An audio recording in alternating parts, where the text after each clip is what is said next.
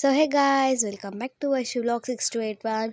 So ఈరోజు వచ్చేసి ఏంటంటే మళ్ళీ అయితే మినీ వ్లాగ్స్ తోటి అయితే వచ్చేసాను నేను ముందుకి.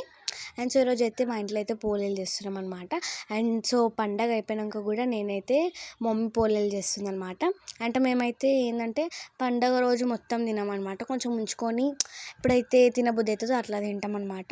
అండ్ సో మా టైప్లో అయితే ఇలా చేస్తామన్నమాట. మీ టైప్లో ఎలా చేస్తారో కింద కామెంట్ చేయండి.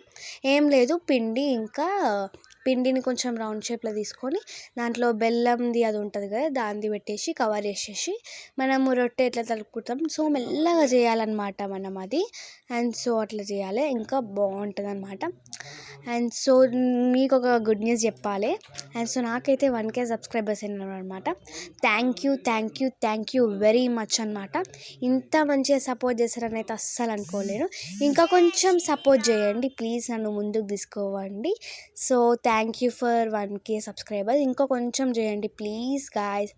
అండ్ సో దాని తర్వాతనైతే మా మమ్మీ అయితే ఇక్కడ కాల్ చేస్తుంది అనమాట. అండ్ సో మేమైతే పండగ అయిపోయినాక కూడా తింటున్నామంటే నాకైతే నవ్వు వస్తుంది అనమాట. అండ్ సో మా తెలంగాణలో అయితే దీన్ని పోలేలు అంటారు. మీరేమంటారో కింద కామెంట్ చేయండి. చాలామంది భక్షాలను కూడా అంటారనమాట. అండ్ సో నేనైతే మమ్మీ చేస్తుంటే ఎట్లా తింటున్నానో చూడండి, సూపర్ ఉన్నాయి అనమాట. అండ్ సో చాలామంది నెయ్యి వేసుకొని తింటారా, నేనైతే ఫుల్ నెయ్యి అంటేనే పడిపోతా నేనైతే.